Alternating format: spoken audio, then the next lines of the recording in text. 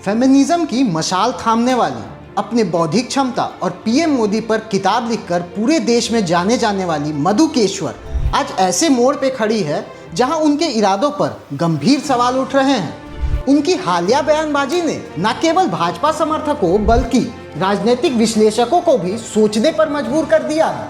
Liberal माने जाने वाली मधु केशवर ने 2014 में मोदी, मुस्लिम और मीडिया लिखकर राइट विंग के खेमों में अपनी अलग साख बनाई थी। हालांकि हाल के कुछ महीनों में मधु केशवर का रुख बदला नजर आ रहा है।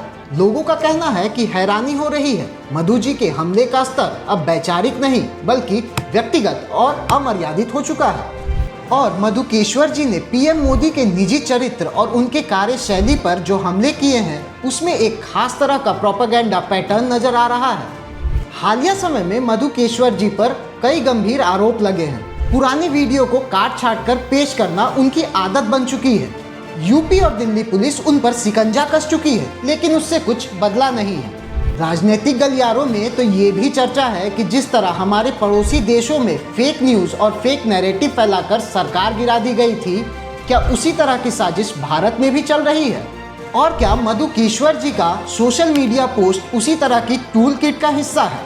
बड़े नेताओं से लेकर पीएमओ के शीर्ष अधिकारी तक उनके निशाने पर हर वो लोग हैं जो सरकार की रीढ़ माने जाते हैं। क्या यह केवल उपेक्षा का भाव है या फिर किसी बड़ी साजिश के तहत सरकार को खोखला करने की कोशिश की जा रही है? आखिर मंशा क्या है? विश्लेषक इसके पीछे बड़े कारण देखते हैं। डिजिटल दौर में उनकी एकेडमिक साख जब गिर रही है तो क्या विवादों के जरिए व्यूज और फॉलोअर बटोरने की कोशिश की जा रही है, या फिर क्या सत्ता के केंद्र से दूर किए जाने की टीस उन्हें ये सब करने पर मजबूर कर रही है? क्या वह अनजाने में या जानबूझकर उन ताकतों के हाथ का खिलौना बन रही हैं जो भारत की स्थिरता पर चोट पहुंचाना चाहते हैं? मधु केशवर का बदला हुआ ये रूप किसी बड़े खतरे का संकेत है या सिर्फ एक व्यक्तिगत हताशा? आपको क्या लगता है, मधु केशवर का ये हमला सिर्फ एक व्यक्तिगत राय है या फिर सरकार को अस्थिर करने का एक बड़े प्रोपेगेंडा का हिस्सा? कमेंट करके बताइएगा।